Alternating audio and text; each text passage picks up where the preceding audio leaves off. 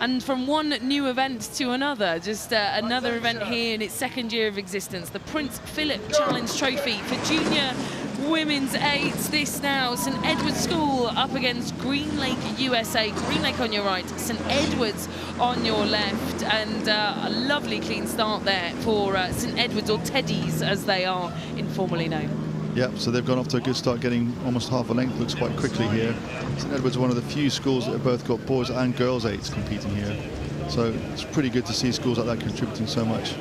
And Green Lake have come all the way from Seattle, and they've got four entries here in this event, in this regatta here today. And we can see here, Teddy's moving out to half, 3/4 of a length, really getting into a good rhythm.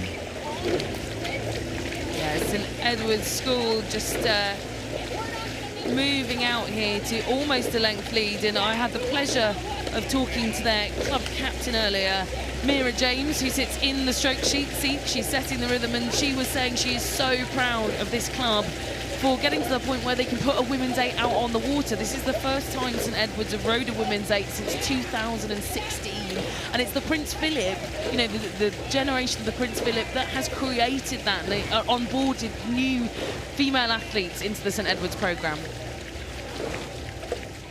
Here we are coming to the live coverage, and St Edward's really rowing nicely. Like you said, it's amazing that there's simply by creating an event at Henley, it's just injected the motivation.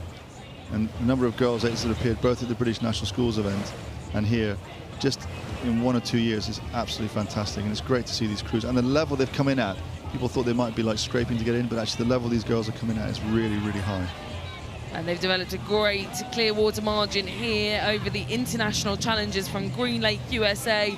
I mean, they are just delighted to be here. The guys from Seattle, they've been coming to Henley Royal Regatta as a school since 2007. Their boys tend to come over and race the PE every year. Great to see that the girls now get an opportunity in this Prince Philip event.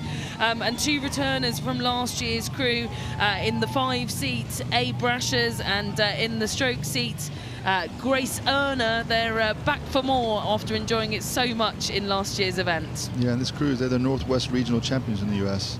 And they competed both in the Windermere Cup, which is one of the biggest rowing events in the US. University of Washington always invite foreign crews to come and race them, and they have all these other races with school kids and clubs, and they were the winners of the Windermere Cup this year. But Teddy's here, really doing a good job. I mean, you can still see how windy it is out there. It's pretty difficult conditions out there. Yeah, St Edward's used to rowing on a fairly calm bit of water in Godstow, which is in Oxfordshire. They train on the same stretch as another school that will be competing, Headington School. They're well famed for having won the inaugural Prince Philip Challenge Trophy. They train on the same stretch of water as them, and they're coached by former Olympian Natasha Townsend, who, you know, again, she was really excited to have these girls compete in the semi-final at Henley Women's Regatta, and they've started this really well here in the Prince Philip. Yeah, Natasha's done a great job with that crew. She's got 2 kids, still managed to come and coach.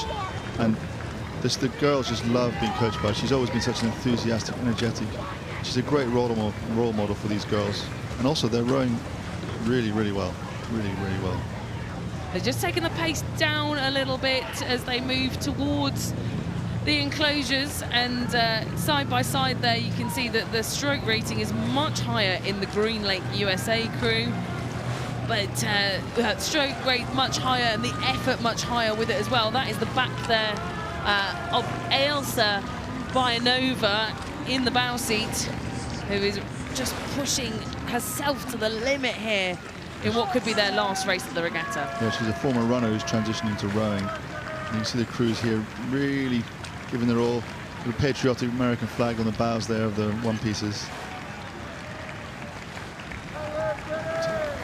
So Emily Kendall, the cox of the Green Lake crew, will really have to make sure she keeps them motivated and rowing the best they can, even when they're down. It's difficult. You need to keep the crew motivated and do their best. As we saw in the race recently, Shrewsbury versus Westminster, anything can happen. Exactly, anything can happen, but I think it would be a huge upset here, because this has been a dominant display by St Edward's School in this junior women's eights category, schoolgirl eights, and a wonderful display from St Edward's to take the win there in this round. And they will look back on Green Lake USA completing their final 10 strokes in front of the progress board, a big marker here in the stewards' enclosure, the crowds behind spurring them on.